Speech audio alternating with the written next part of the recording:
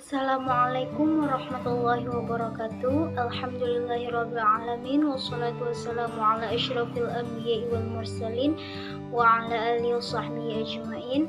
Yang terhormat Bapak dosen pengampu mata kuliah Administrasi dan Supervisi Pendidikan, Bapak Dr. Randes Heru Setiawan SPD MPD, dan teman-teman sekalian. Sebelumnya, perkenalkan, nama saya Nur Laila dari jurusan Pendidikan Agama Islam semester 4 Lokal D. Baiklah, di sini saya ingin sedikit menyampaikan materi mengenai administrasi dan supervisi pendidikan. Nah, awalnya administrasi ini berasal dari kata ad dan minister, yang mempunyai arti melayani, membantu, atau mengarahkan. Dan bahasa Inggris to administer berarti pula mengatur atau memelihara. Nah, jadi administrasi dapat diartikan sebagai suatu kegiatan usaha untuk membantu, melayani, mengatur, dan mengarahkan suatu kegiatan di dalam mencapai suatu tujuan. Nah, perkembangan ilmu administrasi ini pada mulanya bergerak di dalam dunia industri dan perusahaan, kemudian menjalar ke dalam pemerintah atau negara, sehingga kita mengenal adanya business administration dan governmental administration atau public administration. Nah, sekarang kita mengenal administrasi pendidikan sebagai salah satu dari cabang ilmu administrasi pada umumnya. Nah, ada beberapa fungsi pokok dari administrasi dan supervisi pendidikan. Yang pertama ialah fungsi planning atau perencanaan, yang mana artinya membutuhkan selalu diawali dengan fungsi perencanaan atau planning. Dalam tahap perencanaan ini, administrator berkegiatan untuk merumuskan, memilih, menetapkan apa saja aktivitas sumber daya yang akan dilaksanakan dan mungkin akan digunakan di masa yang akan datang untuk mencapai tujuan-tujuan tertentu.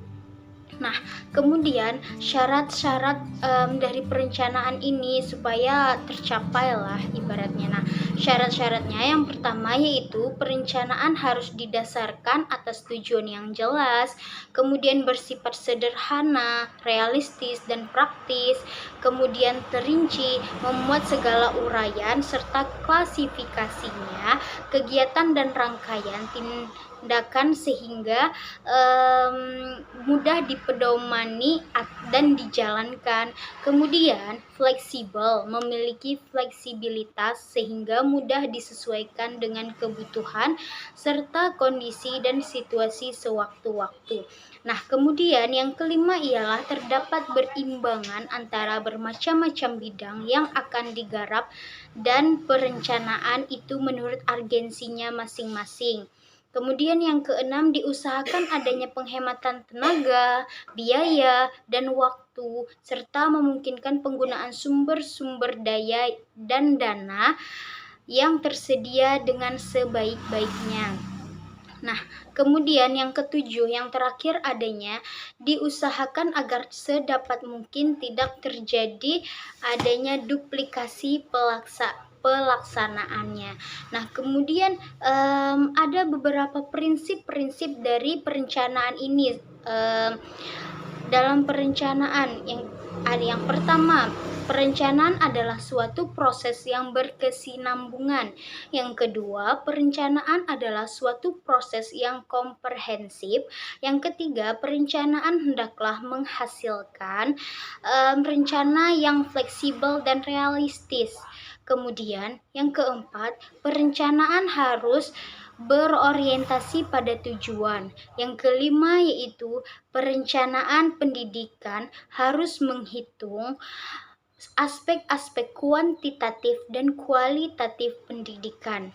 Nah, Kemudian perencanaan pendidikan harus melahirkan rangkaian-rangkaian tindakan yang jelas, terarah, kemudian menurut prinsip efisiensi dan efektivitas. Dan yang terakhir adalah perencanaan pendidikan harus didasarkan pada identifikasi fenomena pendidikan yang sedang terjadi. Nah, kemudian langkah-langkah dalam perencanaan ada beberapa, salah satunya yaitu menentukan dan merumuskan tujuan yang hendak dicapai, kemudian meneliti masalah-masalahnya, kemudian mengumpulkan data dan informasi, kemudian menentukan tahap-tahapan dan rangkaian tindakan, kemudian merumuskan bagaimana masalah itu akan dipecahkan.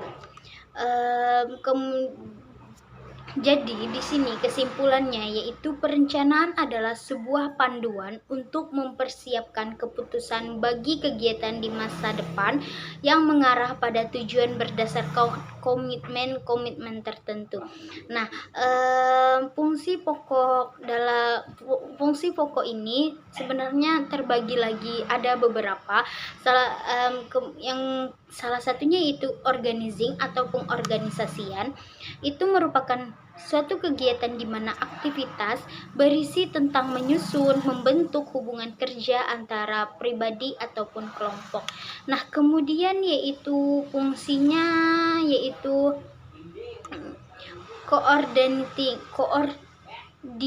atau pengkoordinasian.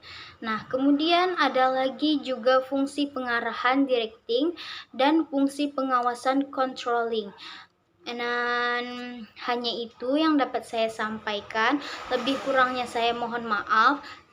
Apabila terdapat kata-kata saya yang salah, saya mohon maaf. Saya akhiri dengan wallahu muwaffiq ila aqwamit thoriq. Wassalamualaikum warahmatullahi wabarakatuh.